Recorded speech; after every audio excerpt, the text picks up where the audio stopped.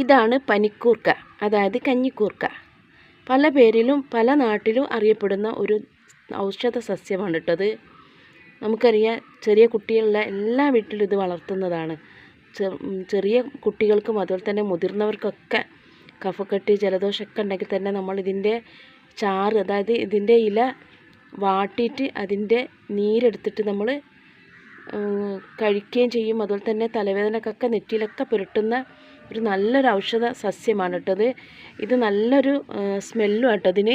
അപ്പോൾ ഇതിങ്ങനെ ഇത് ചട്ടിയിലായിരുന്നു, അപ്പോൾ ഇതിങ്ങനെ ഒടിഞ്ഞ് വരുന്നുണ്ട്. അപ്പോൾ ഞാനിതിൻ്റെ ചെറിയൊരു കമ്പെടുത്തിട്ട് പെട്ടെന്ന് തന്നെ കണ്ടില്ലേ, ഈ ഒരു കമ്പെടുത്തിട്ട് നമുക്കൊന്ന് ജസ്റ്റ് ഒന്ന് പൂഴിമണ്ണിലതാ ഈ പൂഴിമണ്ണിലൊന്ന് വെച്ച് കൊടുത്തിട്ട് നമുക്ക് കുറച്ച് വെള്ളം ഒഴിച്ച് കൊടുത്താൽ മതി.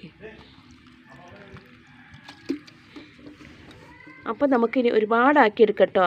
നല്ല ഔഷധ ഗുണമുള്ള സസ്യമാണ്.